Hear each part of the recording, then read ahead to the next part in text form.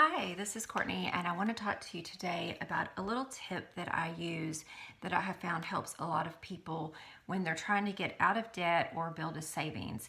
And it is a more maybe balanced approach.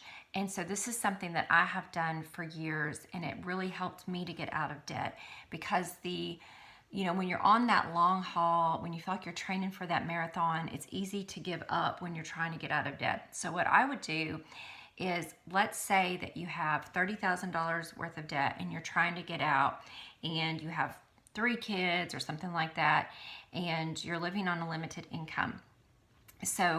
And you feel desperately like your family needs a vacation, or you need something fun in your life to help break up the struggle bus that you've been on getting out of debt. So what you do is you have your monthly debt payoff, but let's say that, all of us have times in our life where a little extra money comes in. Right now, people are getting stimulus checks. Sometimes you might get a side gig, or someone leaves you money, or you get a tax return.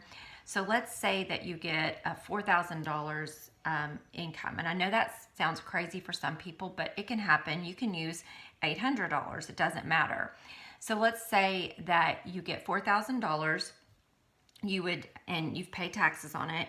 You would take $1,000 and put it to savings, $1,000 to debt, and then you would take $1,000 and maybe put it on some kind of project that needs to be done. Like maybe you need a new car fund, or you need some repairs on your house.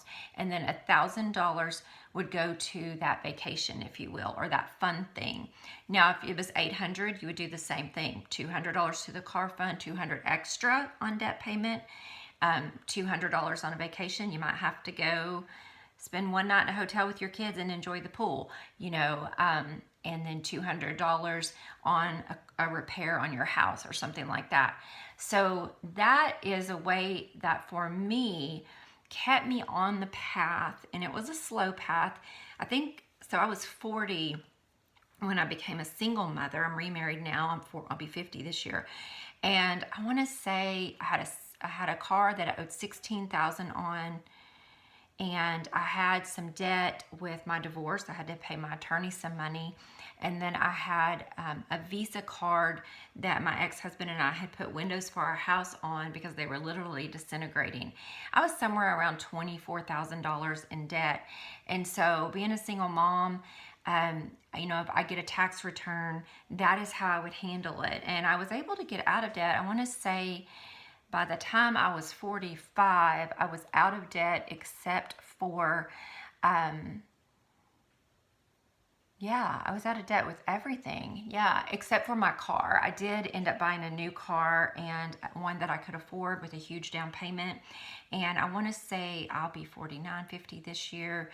3 years ago at 46, I was completely out of debt. So it took 6 years, but I stayed on that trajectory. It was a little slower for me because I didn't want to. It was very important to me as a single mother to keep my kids close. So every year I did a vacation. I saved up about $1,000 every year from either side work I would do because I am a contractor, or something that would come in, and that $1,000 I took them on a vacation. Now, sometimes it was a bigger vacation. Like one time I was given a free condo to use in Florida, and so I just had to pay for the cleaning fee.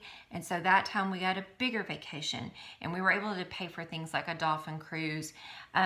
Then sometimes we just went like 4 hours away and spent the weekend in a hotel with a really good pool and free breakfast.